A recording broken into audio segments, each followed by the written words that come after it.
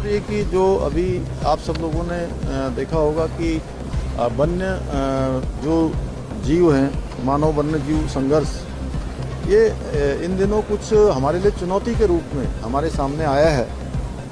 और उत्तराखंड राज्य के उन क्षेत्रों में जहाँ भी ये वन्य जीव जैसे हाथी है, नीलगाय है, भालू है, गुलदार है, बंदर है, इनके द्वारा जो अनेक लोगों पर बीच में हमले भी किए गए हैं और हमारी खेती है, अन्य अवस्थापना सुविधाएं हैं, उनको सबको नुकसान भी होता है।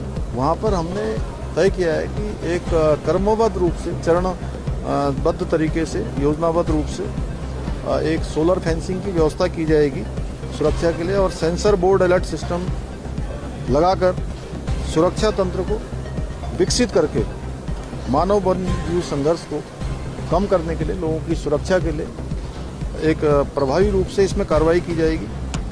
और जो वन्य जीव लंगूर, बंदर, सुअर, भालू आदि के जनसंख्या, उनकी नियंत्रण के लिए, उनकी संख्या नियंत्रण में रहे, उसके लिए प्रत्येक जनपद में जो आधुनिक बंध्याकरण नसबंदी केंद्र की स्थापना भी की जाएगी। और वन विभाग इसके लिए सभी व्यवस्थाएं, प्रमुख सचिव साहब यहाँ पर हैं, क्योंकि हम लोगों ने ये तय किया है कि जल्दी से जो है इस दिशा में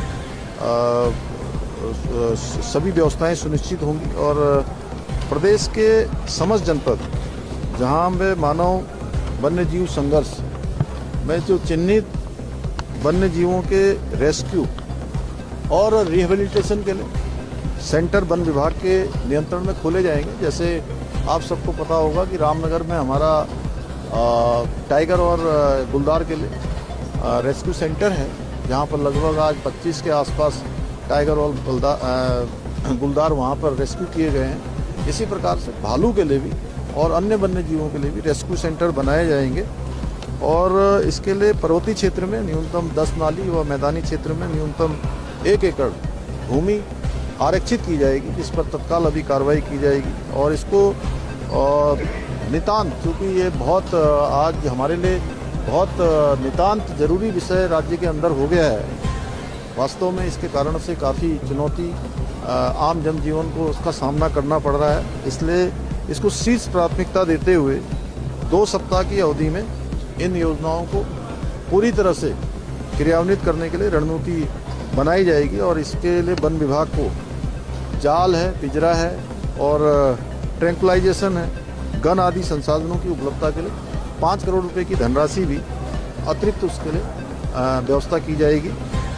और इसके मानव वन्यजीव संघर्ष को प्रभावी तरीके से रोकने के लिए वन्यजीव अधिनियम के सुसंगत जो भी प्रावधान है, हिंसक जीवों को निश्चित करने के लिए उनके अधिकारों को विकेंद्रीकरण करके वन विभाग के जो रेंजर स्तर के अधिकारी हैं, एसडीओ से भी नीचे रेंजर होते हैं, उन रेंजर स्तर के अधिकारियों को और प्रभावी रूप से उनको सशक्त बनाया जाएगा।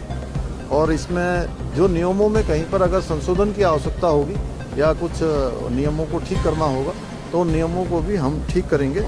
और केंद्र सरकार से भी मैंने कल माननीय भूपेंद्र यादव जी से, जो भारत सरकार के हमारे वन मंत्री हैं, उनसे भी मैंने बात की है, उनसे भी मैंने अनुरोध किया है।